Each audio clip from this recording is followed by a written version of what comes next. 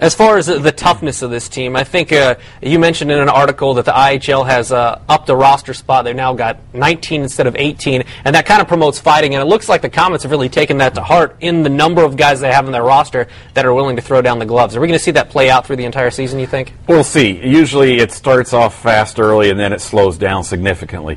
We'll see. It's a hard job. It's a very difficult job.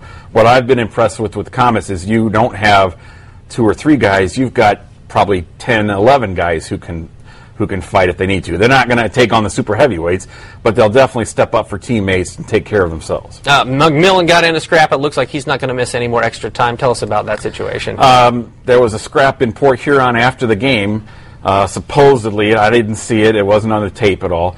Port Huron's Mike Bray came off the bench to spear Brad, and they fought after the game was over. Both players got fined by the league, and they were given a game misconduct that'll count toward their cumulative game misconducts throughout the year. You're allowed to have 5 before you got to sit out the next one. So that's what happened with that. Yeah, I think McMillan had, 29 majors last year, most in the IHL. You don't expect that to change at all this year? No, I think he'll go for the team record. I think it's 36 with Andy Bizzo. I think he wanted that last year before he got hurt. I think he wants that bad this year. Yeah, didn't have any in the playoffs because of the hand. Is that obviously with the way he's fighting right now, the hand is okay? He's fine. Yeah.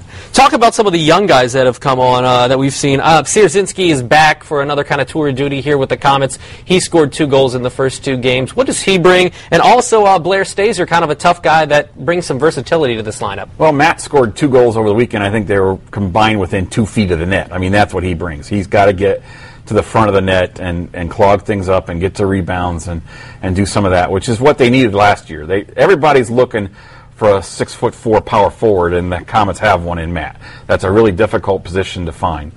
He's trying to come back from 2 hernia operations, and he looks great so far. As far as this team goes, talk about some of the young guys, because last year, Chalk got injured early, Warner got injured early, and it was some of the young guys that stepped up and really kept the Komets above water. Who are some of the young guys that can do it this year? Because I know Travis Whitehead comes in with a pretty impressive resume. Yeah, we'll see. He didn't play the first game, and he skated limited shifts the second game because he was at his grandfather's funeral the day before. He stuck with Norfolk and the American Hockey League a long time. He's a good skater. I think that's the biggest thing that I see on this team is they're big, but they can all skate. I think the Komets have the biggest team right now in the IHL. So like you were talking earlier, when they do start to hit, it'll have an impact. Dayton was not very big at all, but they're really, really fast. Port Huron's a little bit bigger than they were last year. We'll see how Bloomington looks this week. I think the Komets, if they can keep up the speed along with the size and use the size, that'll be a really big advantage for them. Goaltending this year on paper looks fabulous. Tim Hahn, we know what he did middle of last season when he was with the Komets for about a month, and Nick Boucher reigning IHL goaltender of the year. Is that going to be the biggest strength, you think, for the Komets this year? No, I don't know if it'll be a biggest strength, but it'll be a strength. I think the Komets' biggest strength is their leadership. I mean, when you've got Chalk and Dupuis and Bertram and Druin and Boucher and Huckle, you've got all these guys who've been here. They've been through the wars. You really saw that Friday night in Dayton when they were down, and even Saturday night in Port Huron when they were down. They still came back to take the lead in the third period. I think the experience that those guys bring. The Komets have the oldest team in the league, along with the biggest, and they're one of the fastest.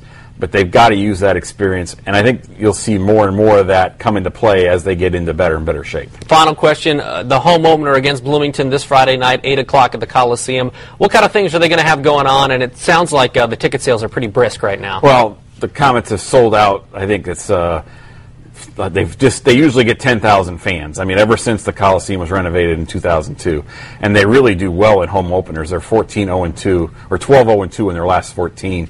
And they've just got an unbelievable record when they play in front of 10,000 fans. They're 22-1-3. So the Komets really have learned how to feed off the big crowd over the years, and it's really been a big advantage. It's an advantage that nobody else in the league can have, and they really use it well.